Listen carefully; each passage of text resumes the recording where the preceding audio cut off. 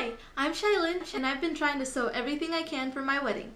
My wedding is officially 2 weeks away, and I have yet to finish this wedding gown. This is going to be part 1 of 2 on how I made my wedding gown. Part 1 will be how I did the fit, what I'm doing in terms of the lining, etc. And then part 2 will obviously be a time-lapse video on me cutting out the silk and what I'm using from then on. For the bodice, I used the L'Amour dress pattern from Gertie's new line, Charmed Patterns, and made this one for a fitting. Ignore the part past my waist, I was just testing an idea and it didn't really work out. Anyway, the wrinkles on the back show that the bodice is too long for me, so I had it marked on the fabric. Then I cut the pattern accordingly. This is called a sway back adjustment, which basically means that my back is curved more than the pattern, needing just the back of the bodice shortened. On the pattern, I marked the new bottom edge and then the new waistline.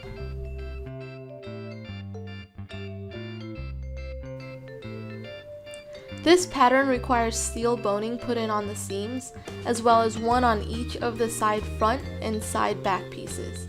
I need to make sure I mark those for when I put the boning channels in.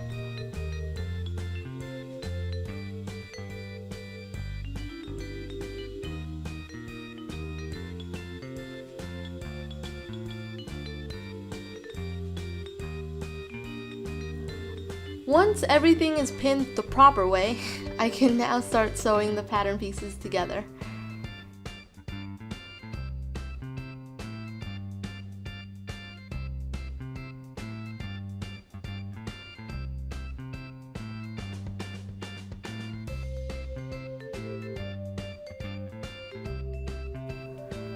As usual, I need to press the seams open. This is even more important on this piece because it's fitted, so I don't want the seams messing with the shape of the dress, and I also need to sew boning channels directly on the seams. You can see here that I'm also using a tailor's ham, which makes it easier for me to press the seams on the curves. I also made sure to cut notches on the curves so the seams would lay down flat after it's pressed.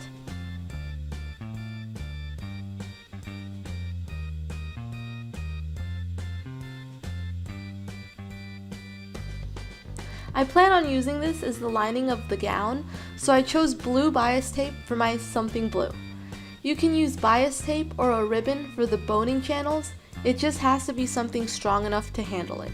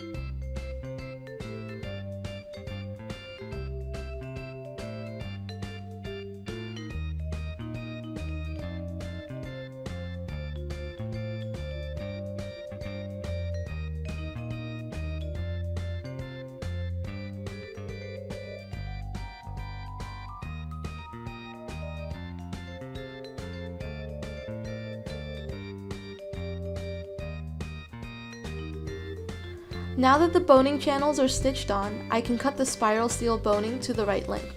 I ended up needing help on this because my grip strength isn't that great. Anyway, after cutting the boning, I pinch these boning tips to the ends of them so it won't poke through the fabric or me.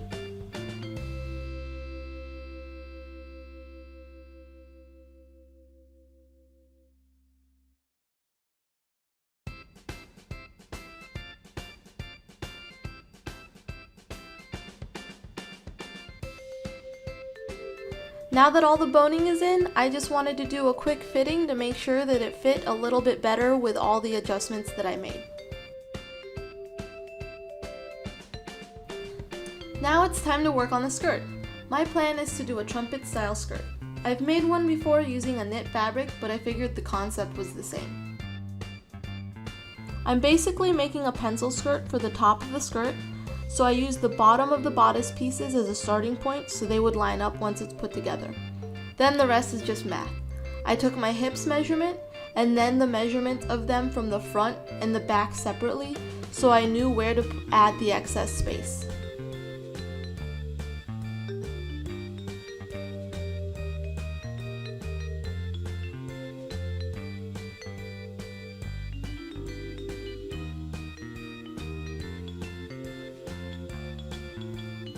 My hips measurement at the back is bigger than the front, so I had to make sure to even it out throughout the back pattern pieces.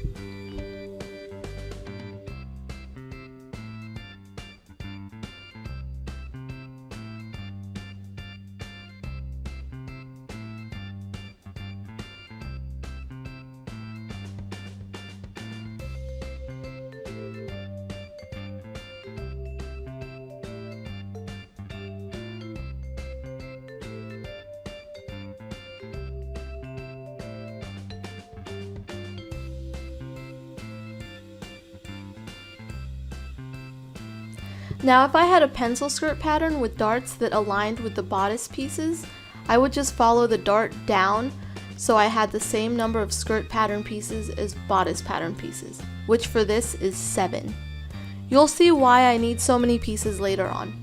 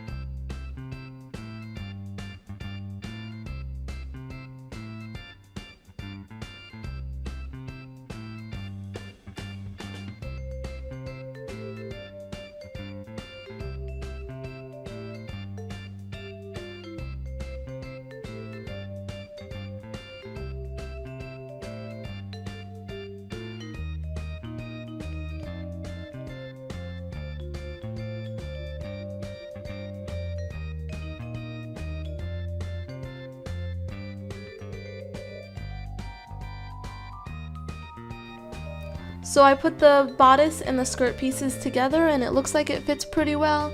So I'm going to go ahead and use the pattern pieces that I made on the final dress.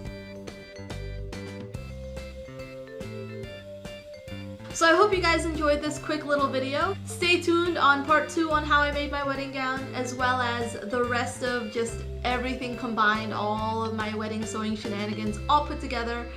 The wedding date is September 14, so hopefully I'll get something the weekend after for you guys to see how my mom's dress, my maid of honor, my groom's suit, my dress, etc. all fit together in this old Hollywood theme. And if you want to see more of these sewing time-lapse videos, feel free to hit like and subscribe to my channel.